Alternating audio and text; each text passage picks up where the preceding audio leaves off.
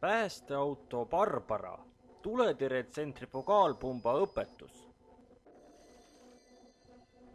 Autorina tänan päästekooli Päästja 27 õppegrupi õpilasi, kes osalesid filmi väljatöötamise protsessis.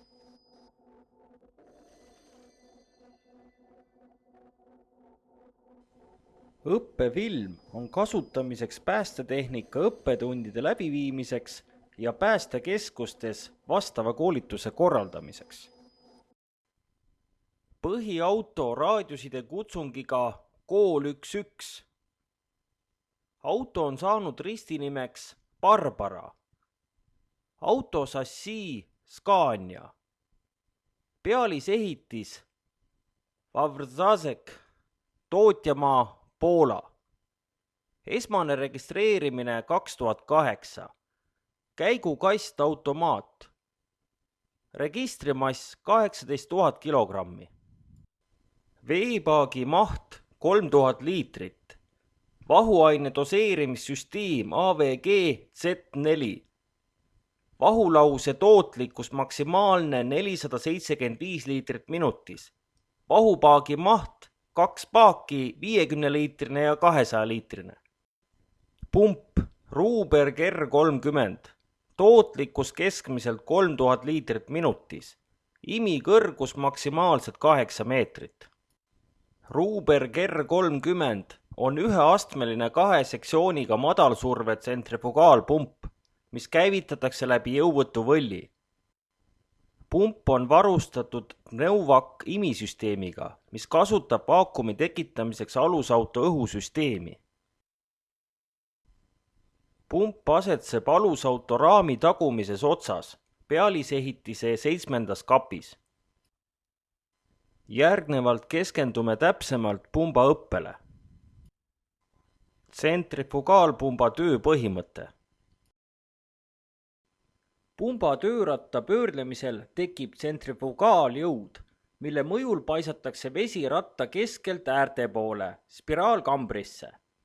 Tööratta keskel tekib vaakum ja imitorust tungib vesi pumpa veevõtu kohas mõjuva õhurõhu toimel. Voolukiiruse ühtlustamiseks suureneb spiraalkambri diameeter vee liikumise suunal.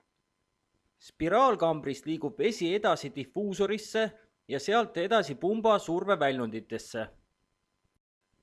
Tsentrifugaalpump ei tööta kuivalt. See tähendab, et pump ise vett üles ei ime. Vee imemiseks pumpa ehk siis tühja tsentrifugaalpumba täitmiseks kasutatakse vaakumpumpasid, mida on toodetud erinevate tööpõhimõtetega, aga mille eesmärk on kõigil üks – täita tsentrifugaalpump veega. Edasi vaatame täpsemalt põhiauto pumbasüsteeme. Kõigepealt vaatame üle põhiauto pumba juhtpaneeli. Asub pealisehitise tagumises kapis ja aktiveerub siis, kui alusauto süüde on sees ja tagumise kapi uks on avatud. Lähemalt vaadates näeb juhtpaneel välja selline. Kasutamine on lihtne ning iga nupu juures on ka selgelt arusaadav märgistus, millega on tegu. Paneeli kasutamisel tuleb meelde jätta, et iga klapi sisselülitamine toimub aegviitega. See tähendab, et opereerimine peab toimuma rahulikult ja iga järgneva nupu vajutamisel tuleb veenduda eelneva rakendumises. Järgnevalt vaatame üle paneeli juhtnupud. Automaatne surve reguleerimine. Surve reguleerimine toimub ainult töötava pumba korral. Automaatika käivitamiseks vajuta nupule ja nupus süttib roheline tuli, mis näitab, et süsteem on aktiveeritud. Nupust otsa all asub veesurve suurendamise ja vähendamise nupud. Automaatika nupu ehk vee tootlikkuse regulaatori eesmärk on hoida süsteemis konstantset survet, olenemata vee tarbimise hulgast.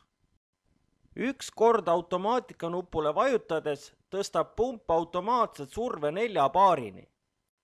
Edasi saab survet tõsta või langetada vastavalt siis pluss- või miinusnupu abil. Automaatika-nuppu saab ka välja lülitada, aga sellisel juhul hakkab pumbas veesurve kõikuma vastavalt tarbitavale vee intensiivsusele. Kui automaatikatuli jääb vilkuma, siis on meil tegemist katkise veesurve anduriga. See näitab viga. Pumbarõhu suurendamise ja vähendamise nupud. Nende nuppudega saame pumbasurvet tõsta või vähendada soovitud tasemeni. Kui pumbasurve on soovitud tasemel, siis vajutame nuppudest ülevalpool olevat automaatika-nuppu ja pumbasurve jääb konstantseks ehk rakendub tootlikkuse regulaator. Automaatse ja manuaalse veepaagi täitmise nupp. Automaatse täitmise süsteem aktiveeritakse nupu abil ja nupus süttib roheline tuli. Menüüs NR2 põleb sinine LED-tuli, mille kõrval on kirje auto. Automaatse täitmise klapp avaneb automaatselt, kui veetase paagis langeb alla 75% ja sulgub automaatselt, kui veepaak on täis. Ülevoolu ei teki. Automaatika toimub senikaua, kuni nupp on sisse lülitatud. See tähendab seda, et ei pea pidevalt sisse ja välja lülitama. Manuaalseks täitmiseks tuleb nuppu all hoida 2 sekundit. Siis käivitub manuaalse täitmise süsteem ja nupp hakkab vilkuma. Sellisel juhul täidetakse paaki seni, kuni tekib ülevool ja välja tuleb lülitada samast nupust, vajutades sellele korraks. Veepumba sisse või välja lülitamine. Pumba sisse lülitamise korral käivitub pump ja automaatselt avaneb paagi peakraan. Klapi avatust on visuaalselt näha displeil 2. Kui pump on sisse lülitatud, põleb ekraanil PTO tuli ja alusauto armatuuril süttib EXT tuli. Juhul kui tuli ei sütti, tähendab see süsteemi häiret. Kui tegemist on süsteemi häirega, siis seiska mootor ja oota 2 sekundit ja käivita uuesti. Imemise liini avamise klapp.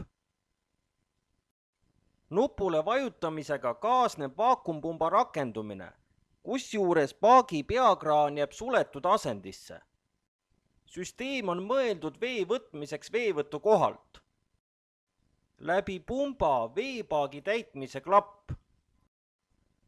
Paagi täitmisel läbi pumba võib alusautomootori pöördeid tõsta kuni 1000 pööreteni minutis. Vastasel korral tekib veepaagi purunemise oht. Pumba ja survetorustiku tühjendamise nupp.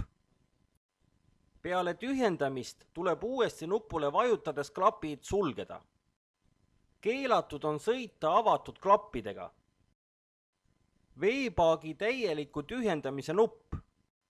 Nupule vajutamine avab paagi tühjendusklapi, kasutamiseks reostunud vee sattumisel paaki. Vahuaine paagi avamise klapp avab 200-liitrise vahuaine paagi. Samuti vahuaine paagi avamise klapp avab 50-liitrise paagi. Alusauto mootori hädaseiskamine.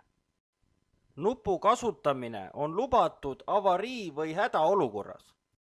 Muudel juhtudel rangelt keelatud. Kui olete nuppu kasutanud ja soovite alusauto mootorit uuesti käivitada, siis veenduge, et jõuvõtuvõll oleks välja lülitatud olekus. LCD ekraan. Ekraanile kuvatakse kõik pealisehitisega seotud funktsioonid.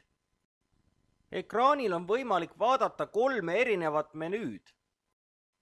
Menüü number 1, menüü number 2 ja menüü number 3. Menüüde vahetamine toimub pildil näidatud nupu abil. 3 erinevast menüüst saame lugeda järgnevat informatsiooni.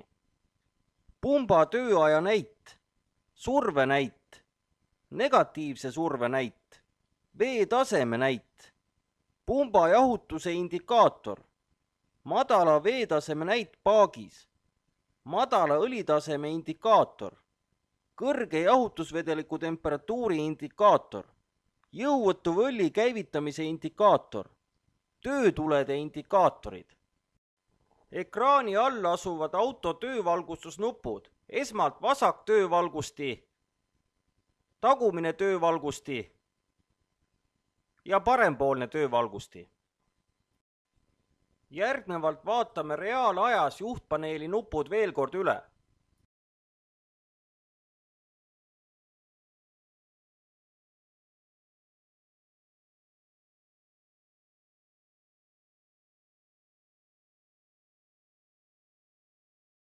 Vasakpoolne töövalgusti, tagumine töövalgusti, parempoolne töövalgusti.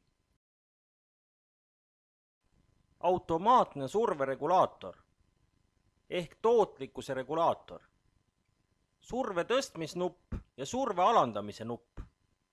Peale pumba käivitumist tuleb paar sekundit oodata, kuni pumbas tekib surve ja siis tuleb vajutada automaatika nuppu. Pump lukustab ennast stardipositsioonis 4 paari peale. Kasutades pluss- või miinusnuppu on võimalik survet tõsta või langetada 1 paari võrra. Veepumba sisse või välja lülitamine. Nupule vajutades käivitub pump ja automaatselt avaneb paagi peakraan.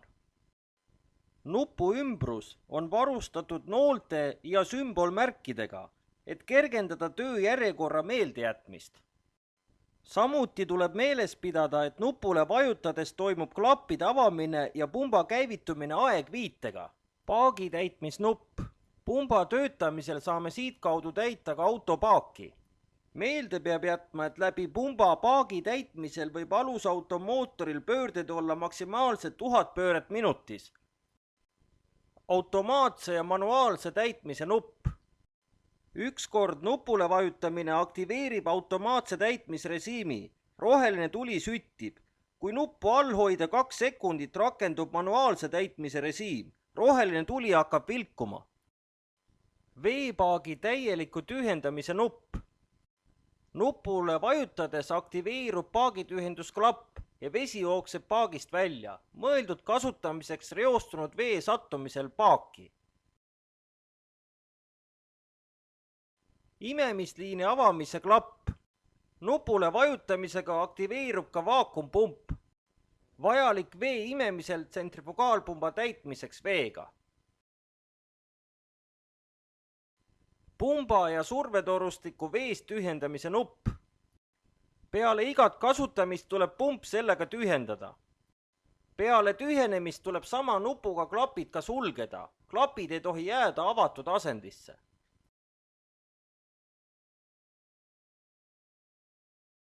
200-liitrise vahupaagi avamise lüliti ja 50-liitrise vahupaagi avamise lüliti.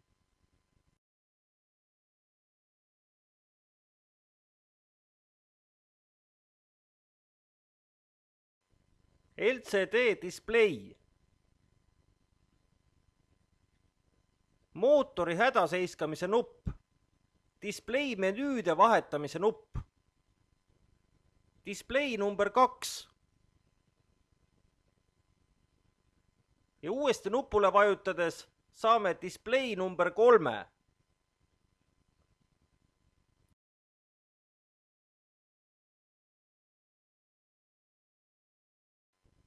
Ja uuesti display number 1. Järgnevalt vaatame üle mehaaniliselt avatavad kraanid ja teised tähtsamad sõlmed. Pildil on surveväljund. Samuti surveväljund ja veel parempoolne surveväljund. Neid on kokku 3 tükki.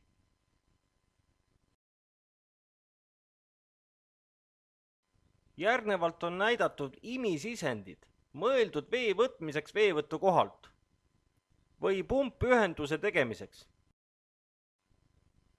Vahuaine paakide täitmise sisendid. Neid on 2 tükki, vastavalt siis 50-liitrise paagi täitmine ja 200-liitrise paagi täitmine.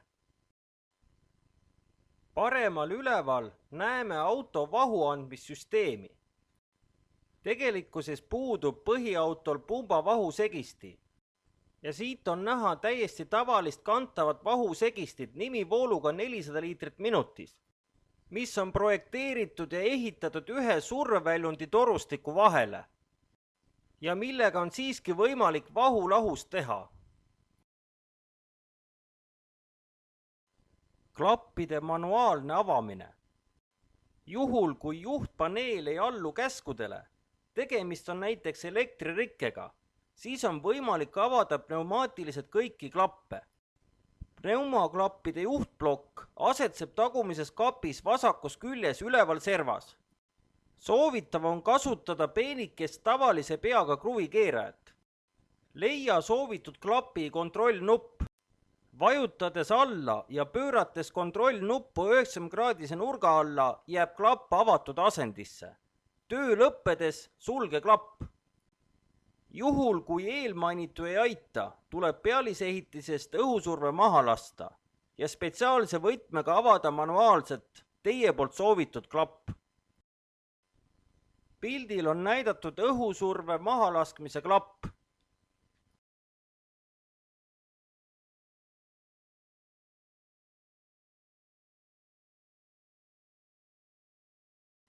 Manuaalset klappide avamist võib teostada kogenud pumbaoperaator. Järgnevalt vaatame üle, kuidas praktikas toimub vee andmine paagist. Käivita põhiautomootor ja kontrolli süsteemide korrasolekut. Veendu, et käsipidur oleks peal ja käik neutraalasendis. Kontrolli manuaalsete kraanide korrasolekuid. Need peavad olema suletud asendis. Kontrolli automaatsete klappide olekuid. Need peavad olema suletud asendis. Enne pumba käivitamist veendu, et vesi oleks paagis olemas. Pump tohib kuivalt töötada kuni 30 sekundit. Järgnevalt vaatame üle pumbaga vee andmise tööjärjekorra. 1. Juhtpaneelis vajuta pumba nuppu. Oota kuni 5 sekundit. Alusauto teostab korrasoleku kontrolli ja alles siis käivitab jõuvõtuvõlli. 2. Kui pump töötab, ava surveväljund. 3. Pane surve paika. Valikud on siis kas automaatne või manuaalne. Lülitame pumba sisse. Ootame natukene, pump rakendus, avame surveväljundi.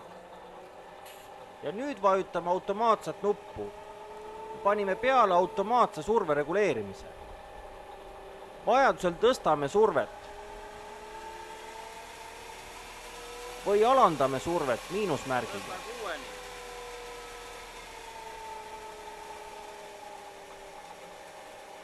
Tõsta 10-ni.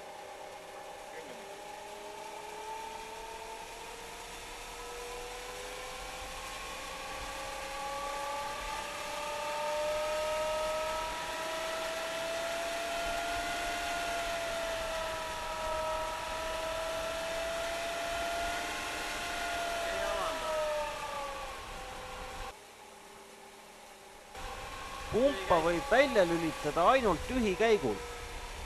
Töö lõpetamiseks lülitame pumba välja. Sulgeme surveväljundi ja tühjendame pumba tühjendusnupu abil.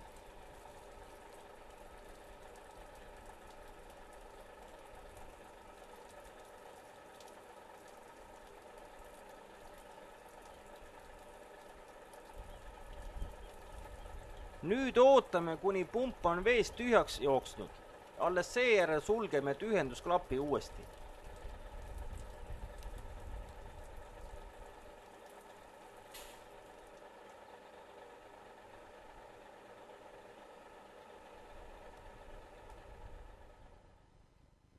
Vaatame üle, kuidas toimub vee imemine veevõtu kohalt.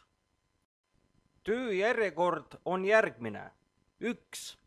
Paigalda imivoolikud, üks ots imisisendisse ja teine ots veevõtu kohta. 2. Kontrolli, et kõik klapid ja kraanid oleksid suletud asendis. 3. Lülita sisse imiklapp. Vaakum rakendub. toimub vee imemine. 4. Kui vesi on üleval, siis lülita sisse pump ja ava vastav surveväljund, kuhu vett soovitakse lasta. 5. Tõsta survet, vastavalt kas automaat- või manuaalsel režiimil. Kui pumbas on surve olemas, siis lülitab imiklapp ennast automaatselt välja ja toimub vee andmine. Järgnevalt vaatame, kuidas vee imemine veevõtu kohalt praktikas välja näeb. Kõigepealt tuleb paigaldada imivoolikud. Üks ots pumba imisisendisse, teine ots veevõtu kohta.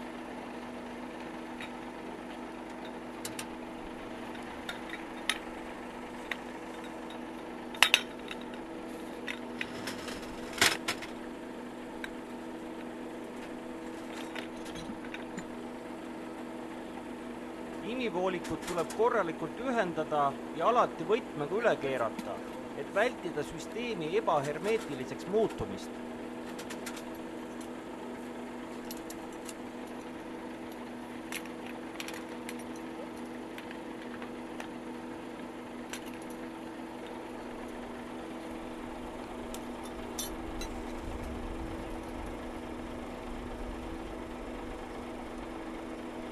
Imivooliku veekogu poolsesse otsa ühendame imisõela, mille eesmärk on võõrkehade sattumise vältimine autopumpa.